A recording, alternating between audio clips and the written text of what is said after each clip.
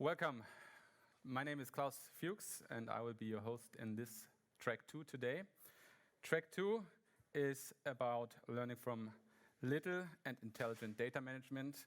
And this is particularly of interest in Switzerland because our data sets are rather small, and I'm really excited to see from the talks today how we can manage and be successful with that little and intelligent data management.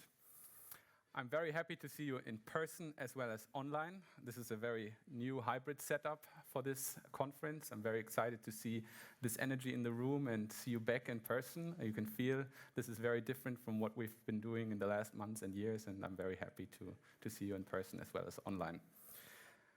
To facilitate this very hybrid setup, we have Georg also in the room. He's supporting with the online questions. So if you have a question that you want to post in the chat online, Georg will bring this up in the Q&A session afterwards.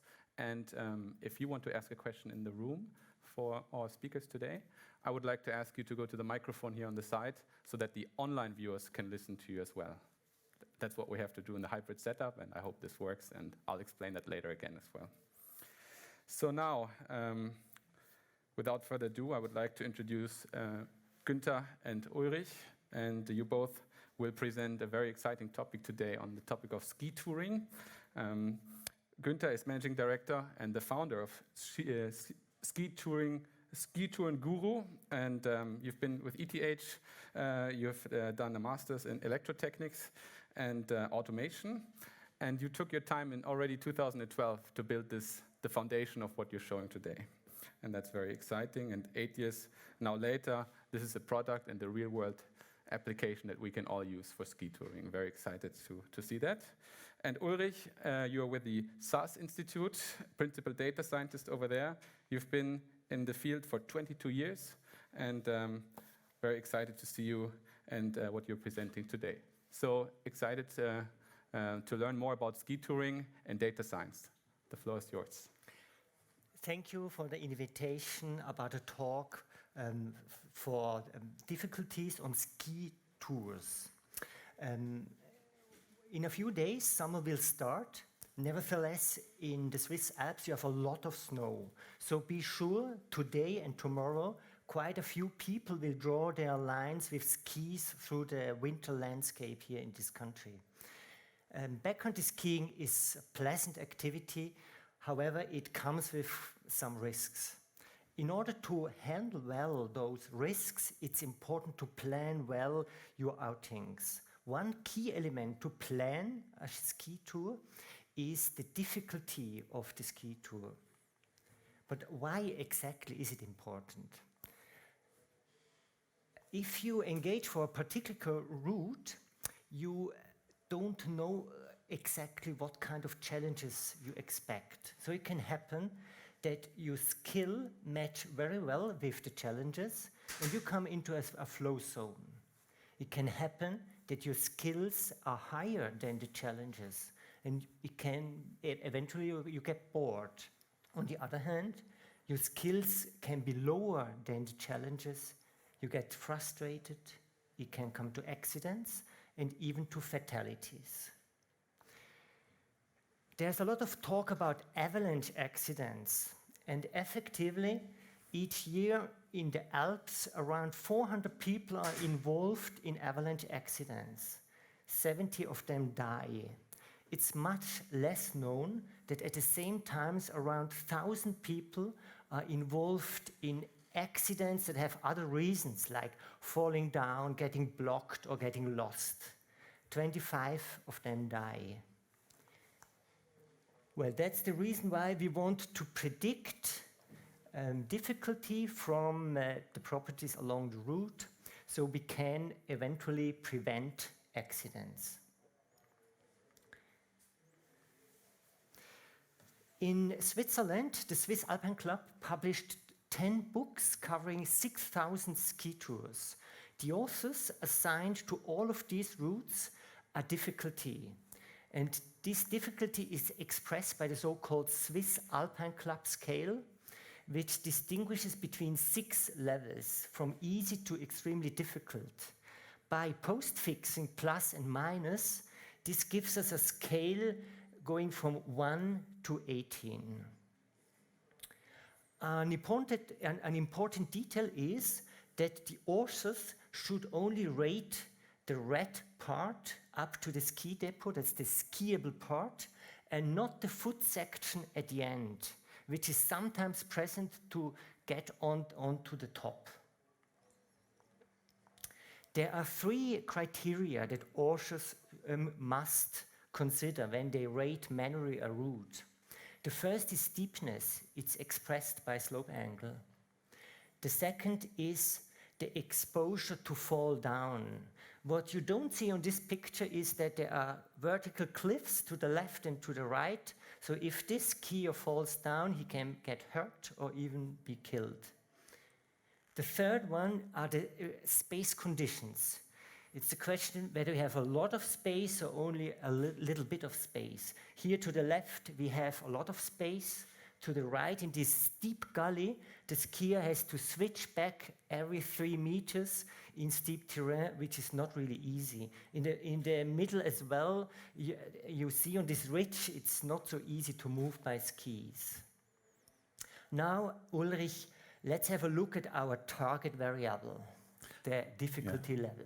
So the target variable is the difficulty level from the Swiss literature, and where we selected from the 10,000 routes in Switzerland, the most popular ones, about 1,300, and we see we have a mean of 5.6 on the scale, a median of 5.0, and later we'll predict with machine learning the mean, the conditional mean, and with quantile regression, the conditional median.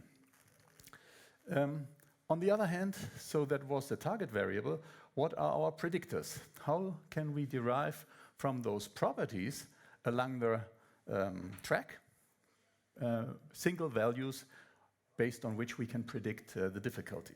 So first, behind the traditional paper maps, they are nowadays also available digitally as digital landscape models on a 10 meters times 10 meters resolution, and we derive properties along the track. And these properties are those variables we see here, the slope angle, the speed max, which is basically the maximum speed you would achieve once you fall down a slope, the width, forestation, curvature, fold, and so on. Numerical variables that we can actually locate at each and single red point on the track. And the first 3 here, they are kind of in line a little bit with what the Swiss methodology says should be used, but we were curious to see whether they actually will help us. In addition, we defined this local interaction between the slope angle and the speed max, the speed of falling in case you fall, as a risk. We'll come later to this, but this is a common way of modeling risk in the insurance industry, where you have a local interaction between the likelihood of an accident happening and the severity, and the likelihood being the steepness of the slope. The steeper it is, it's more likely that you fall, and the maximum speed is actually the damage that you will get from an accident. The faster you will go down, the easier you get hurt. Okay, so how did we actually derive from those red points for each tour one value? So we can first take out from those 7 variables, let's take one property, slope angle, and we can map it in the sequence of going up the mountain here, from the first step to the last one. And now we'll actually do some transformation on this data, and I'll kind of compress this to show you all the other steps. So this is just the same plot that we saw before, just compressed. And one first step is we sort this by descending order of the property value. These were 12 tours which we selected just to visualize. Of course, we have 1,307 behind this. And so if you sort it, you see better what's the maximum value and whether there's some very high values and low. But the question is, if we now take the longest tour as a threshold here, with the 12,000 meters, we have lots of missing values in the other tours. So maybe we cut it at the shortest tour, the one with 3,000 meters, and we take all those values on the left of this vertical line. But is that a good choice? Sometimes less is more. So let's concentrate on the tail of this distribution, on the top tail of this distribution. And I'll explain it later why, but this is 595, highest value of this tour, or highest value meters of this tour. And if I visualize this now again in an overlay plot, not stacked as before, we see there are actually quite some differences in these tours with respect to this property. Now I can draw some vertical lines and segment these parts in low, medium, high, based on these bin 1 and bin 2 values. And if I do this not only with these 12 tours, which we've selected here for visualization, but also with the 1300, we see the whole range of the values over all tours. And now, with this segmentation, I can go back and map in each tour those segments that are in the low, medium, and high part. So you see it here, green, yellow, and red. And the natural way of deriving now unique values for each tour is just counting how many meters you go in the green, red, or yellow segments. And that's basically done here with this bar chart or with the numbers. And we have now features that counts how many meters you are in low, medium, high values of those properties. And we can use this as predictors. Of course, this methodology depends on the selection, appropriate selection of those three values. Which top meters we should select, and where do we draw the lines between low, medium, and red. We did this with trial and error, and we actually tried all different kinds of values for bin 1, bin 2, and top. And each dot you see here is basically one attempt. And with those predictors, we got then 3 predictors out of them, we kind of trained a statistical model and used as a benchmark the mean absolute error, prediction error. So basically the accuracy of this model. And you see here, this is the MAE over all observations. And the dot where you have the minimum prediction error is there, where the vertical line is. We did also some other benchmarks with number of outliers and so on the top and on the middle part. But this shows you how we kind of derived and how come we took the top 595 meters. Okay, so now we have those segments defined. We go along each tour, aggregate those segments, come up with some values, very similar if you take out your smartphone with a fitness app and you look how many steps you did the day. Here just counts 3 different types of steps, the low, medium, and high, and aggregates it. And so you get 107 best candidates for prediction. These are our prediction features, just one number for each ski tour. Let's have a look at the distribution of those counted meters in histograms. Here for some variables, those which will pop up later as important. So you see here on the left the risk, in the middle the slope, on the right the speed maximum, and the first line is the low level, the medium, the high level. And we know from what Günther said, we should not actually consider the foot section. But if you have the data, well, let's try it out. And we did it also here. So we can just look in the foot section how many steps we have in low, medium, and high. And you see the distribution is very much to the left. So most tours have very short foot sections. The mean is 53 meters. Yeah. We'll see later what we'll do with this. Now, with these 107 variables, we went into the machine learning step. We're using all the features that made sense and had no problems. These were 99. We used random forest gradient boosting, hyperparameter auto-tuning, ensemble modeling, linear regressions, and so on, combined everything. So our expectation was, well, that should be the solution. On the other hand, we said, okay, let's try a minimalistic approach with a statistical model where we just have a regression model, quantile regression actually, with variable selection. And in fact, we only need 4 features out of the thing. And here we are now with our result.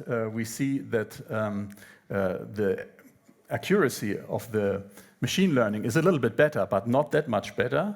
And in the variable selection of our statistical model, we see that the risk is the first variable to be selected, has a big explanatory power. And now we have some other predictor variables in the statistical models. These are actually the authors from the 10 volumes. We did binary variables, and they are related to 4 of those volumes.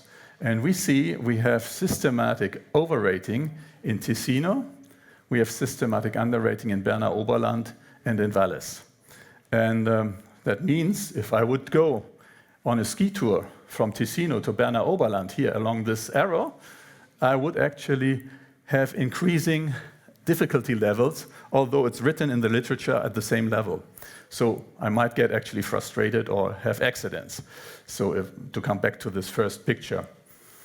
Well, and if you compare the difference of these biases, it's 0.8 positive and negative, so it's 1.6 in absolute, and you compare this to our prediction error of 1.11, we are not that bad actually with our prediction error if already the literature has some deviation from the methodology.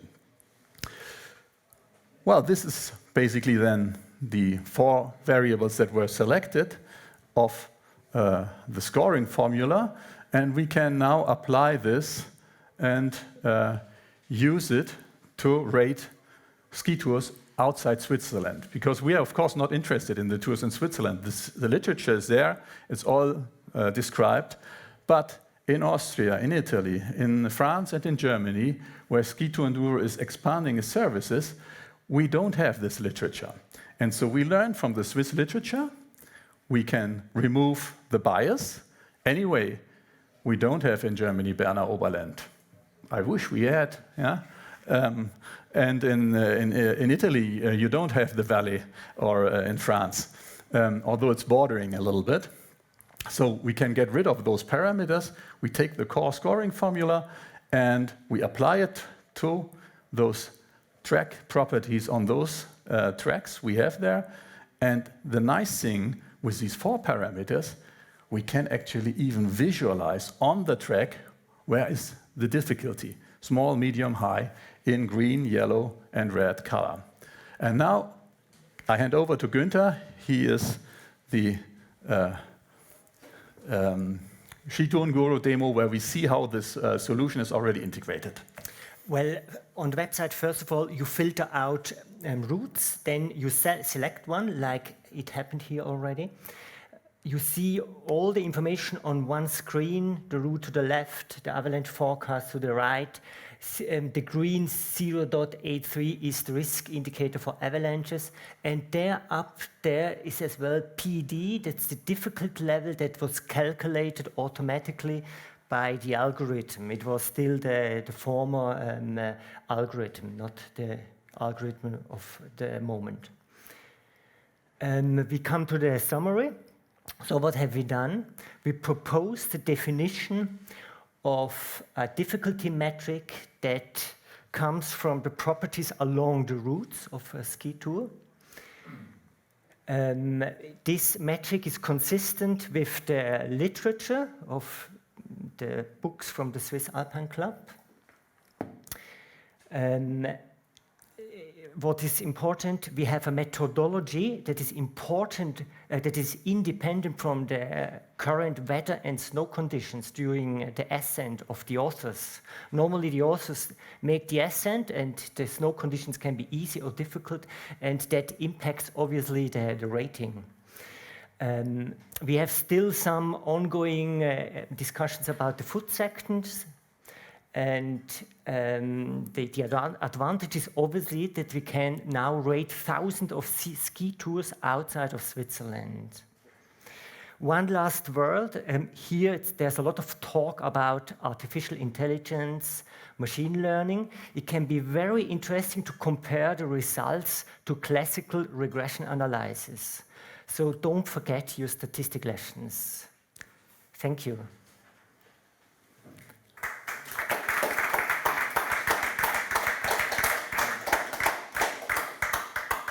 I'll go to the middle.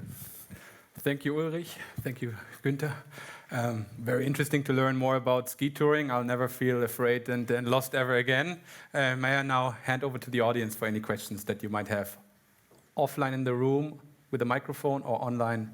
Yes? Or online via the chat. Can you rate in your model on how much bad weather, for instance, or fatigue increases the apparent difficulty of a tour? Well, I mean, the advantage of our model was that it is independent from the weather. Because the weather condition is something that has nothing to do with the difficulty. Maybe for the avalanches and the avalanche predictions there, but I hand over to Günther maybe to differentiate that. Yes, and by definition, the difficulty is something static, that it can be printed and it remains there forever. And it can't change with the conditions. And of course, if you go on the route, you have to cope with the possibility that the conditions makes it more difficult or less difficult. So we can't. Any further questions? Yes, please.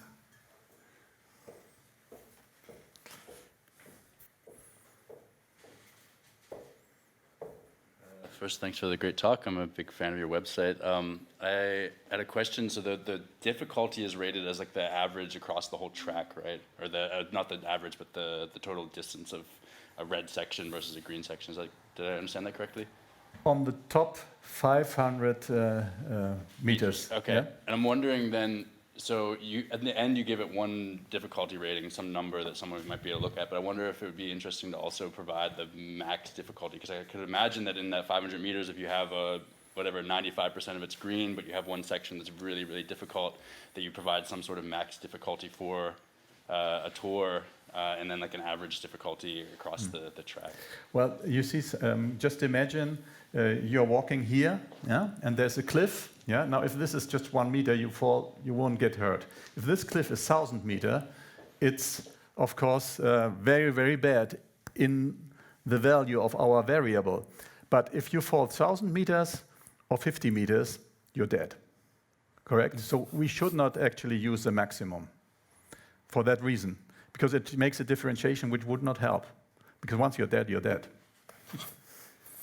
One final question from the online audience. Do you consider a corridor around the route if participants or ski tours don't go exactly the path, but deviate to the left or to the right? I think that's similar to what you just said, but maybe you have a thought on that. But maybe I'll leave it to Günther. I think no. But Yes and no. It depends on the property. Take slope angle, we take it exactly under the line, so not to the left and to the right. If the skier goes 100 meters left of the tour, he will have other slope angles or other difficulties. But for example, the property speed, max speed, takes into account the environment. It's like an experiment. Take a skier, throw him down, record the speed he gets, and that takes into account the environment around this route. Thank you very much, Ulrich. Thank you very much, Günther. For your next ski tour, I may hand you something to stay hydrated. Okay, thank you very much. Dehydration is a big issue. Also, if you do a hackathon at night, you work on your computer programs. Thank always you. drink.